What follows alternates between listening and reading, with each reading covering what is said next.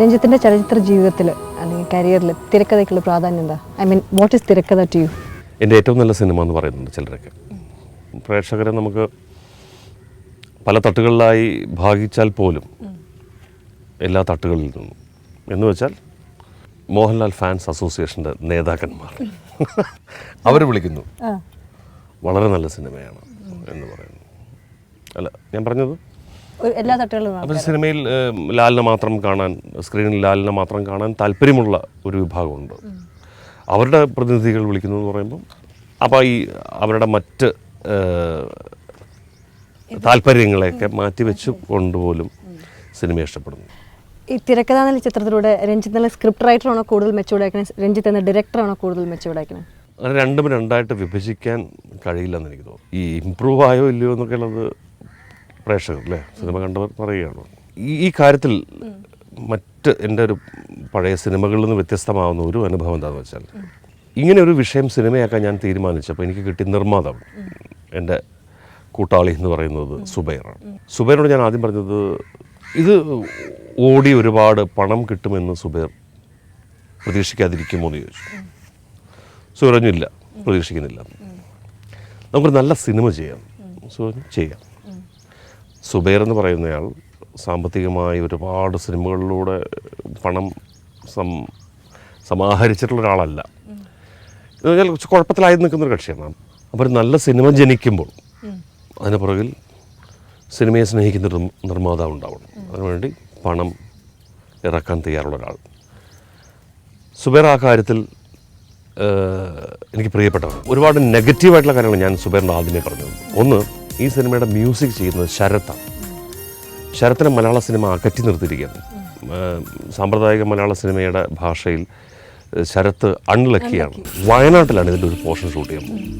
വയനാട്ടിനും ഇങ്ങനെ എന്തൊരു രാശി ദോഷമുണ്ടെന്ന് പറയും. എല്ലാം. അപ്പോൾ സുബൈർ ഞാൻ അതിനെല്ലാം തയ്യാറാണ്.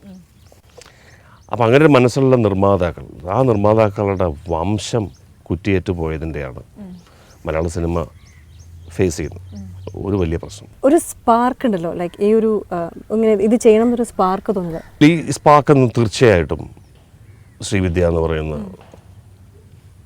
അവരുടെ ജീവിതമോ അവരുടെ കഥയോ അല്ല ഞാൻ സിനിമയാക്കാൻ ശ്രമിച്ചതും ചെയ്തു.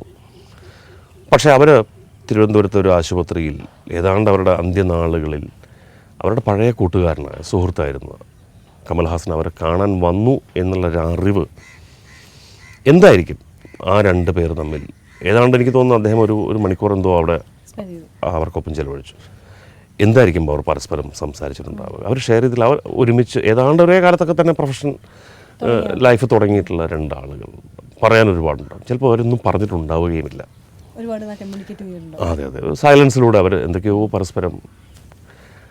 ആ ഒരു മീറ്റിംഗ് തന്നെയാണ് ഇതിൻ്റെ ഇൻസ്പിറേഷൻ എന്ന് പറയുന്നത്. പിന്നെ ഇത് ആളുകൾ ഇത് ശ്രീവിദ്യയുടെ കഥയാണ്, അങ്ങനെയൊന്നുമില്ല. അവരുടെ കഥയൊന്നും എനിക്കെങ്ങനെ അറിയാൻ പറ്റും അവരുടെ കഥ? ചലച്ചിത്ര വേദിയിൽ അല്ലെങ്കിൽ ഈ സിൽവർ സ്ക്രീനിൽ പ്രത്യക്ഷപ്പെടുന്ന ഒരു കാലത്തിൻ്റെ ലാവണ്യമായി മാറുന്ന നടികൾ എന്ന് പറയുന്ന ഒരു സംഘമുണ്ട്. അവരിൽ പലരും എങ്ങോട്ടൊക്കെയോ കൊഴിഞ്ഞു പോകുന്നുണ്ട്. നമ്മളവരെ നക്ഷത്രങ്ങൾ എന്ന് വിളിക്കുമ്പോൾ ഈ നക്ഷത്രങ്ങൾക്ക് നിറം കെട്ടുപോയി കൊഴിഞ്ഞു പോകുന്നുണ്ട്. അങ്ങനെ എല്ലാവർക്കും ഒരു ഹോമേജ് അല്ലെങ്കിൽ അവരെ ഓർത്തുകൊണ്ടാണ് ഈ സിനിമ. ഈ നടികൾക്കുള്ള ഒരു ഹോമേജ് ആണെന്ന് പറഞ്ഞെങ്കിലും ഈ സിനിമയിലെ അവസാനം ഒരു ആക്ടർക്ക് തന്നെയാണ് വിജയം കൊടുത്തിരിക്കുന്നത് അല്ലേ? അറ്റ് ദ എൻഡ് എന്തിനാ ഈ നടനൊരു പോസിറ്റീവ് ഇത് കൊടുത്തത്? ഈ കരിയറിസ്റ്റുകൾ എന്ന് പറയുന്നത് എനിക്ക് തോന്നുന്നു എപ്പോഴും നടന്മാരാണ്, നടികളല്ല. അവർ വരുന്നതിനെ സ്വീകരിക്കുന്നു, അവർക്കാവും വിധം അത് ചെയ്യുന്നു, ഭംഗിയാവുന്നു, പോകുന്നു. പക്ഷേ ഈ സ്റ്റാർഡത്തിനെ കുറിച്ച് ഏറ്റവും അധികം കോൺഷ്യസ് ആയിട്ടുള്ളത് എന്നും നടൻ്റെ വർഗം തന്നെയാണ്. അപ്പോൾ അജേന്ദ്രൻ ആദ്യ സിനിമയിലൂടെ തിളങ്ങി, നല്ല പേരുണ്ടായി. പിന്നീട് ഹീറോ റോളുകളിൽ ആകൃഷ്ടനായി, കുറേയധികം ഫ്ലോപ്സ് ഉണ്ടായി. പിന്നെ പേഴ്സണൽ ലൈഫിൽ ഈ ഒരു വീഴ്ചകളൊക്കെ കഴിഞ്ഞു. വളരെ എംബീഷ്യസാണ്. അവൾ കൂടുതൽ സ്നേഹിക്കുന്നത് ജീവിതത്തിനെയാണ്, ഈ പ്രൊഫഷൻ്റെ അപ്പുറത്ത്. ഇയാൾക്ക് ഒട്ടും സ്നേഹക്കുറവുണ്ടായിരുന്നില്ല അവരോട്. പക്ഷേ ആ സത്യം തൽക്കാലം മറച്ചു വെക്കുന്നത് അവരുടെ മാനസികാവസ്ഥയെ തകിടം മറിക്കുമെന്നുള്ളത് കൊണ്ടും പിന്നെ അയാൾക്ക് വ്യക്തിപരമായ ഒരു സ്വാർത്ഥതയുടെ പ്രശ്നമുണ്ടായിരുന്നു. അയാൾ ആ സിനിമ ആ പ്രോജക്റ്റ് നടന്നില്ലായിരുന്നെങ്കിൽ അയാൾ എന്തോ അങ്ങനെ വിശ്വസിച്ചില്ല. ഒരു എഴുത്തുകാരന് പ്രകൃതി ഭയങ്കരമായിട്ട് ഇൻഫ്ലുവൻസ് ചെയ്യുന്നത് കേൾക്കുന്നുണ്ട്. പക്ഷെ താങ്കൾക്ക് അങ്ങനെ ഒരു ആംബിയൻസ് ഇൻഫ്ലുവൻസ് വന്നിട്ടുണ്ടോ? അങ്ങനെ സ്കൂൾ ഓഫ് ഡ്രാമയിൽ പഠിക്കുന്ന കാലത്തും? എഴുത്തുകാരൻ ഒന്നും എന്നെ വിളിക്കാൻ പാടില്ല. സ്ക്രീൻ റൈറ്റിംഗ് എന്ന് പറയുന്നത് വേറെ തരം ടെക്നോളജിയാണ്. അങ്ങനെ ഒരു ടെക്നോളജിയിൽ ഇതൊരു ഇൻഫ്ലുവൻസ്ഡ് ആയിട്ടുണ്ടോ? അല്ല, ഈ ആംബിയൻസ് എൻ്റെ ജീവിതത്തിൽ ഞാൻ ഏറ്റവും അധികം ആസ്വദിച്ച് ജീവിച്ചിട്ടുള്ള ഒരു സ്ഥലമാണ്. 82 ഞാൻ സ്കൂൾ ഓഫ് ഡ്രാമയിൽ ജോയിൻ ചെയ്യുന്നു. ഇതിൻ്റെ ഇൻഫ്ലുവൻസ് എന്ന് പറയുന്നത് എനിക്ക് തോന്നുന്നു ചിലപ്പം തൃശ്ശൂരിലെ ഈ ഗ്രാമാന്തരീക്ഷം എന്നെ സ്വാധീനിച്ചിട്ടുണ്ടാവാൻ സാധ്യതയുള്ളത് പെരുവണ്ണാപുരത്തെ വിശേഷങ്ങൾ എഴുതുമ്പോഴായിരിക്കാം. എനിക്ക് ഏറ്റവും പ്രിയപ്പെട്ട ഒരു സ്ഥലം തന്നെയാണ് ക്യാമ്പസ് എന്നുള്ളത്.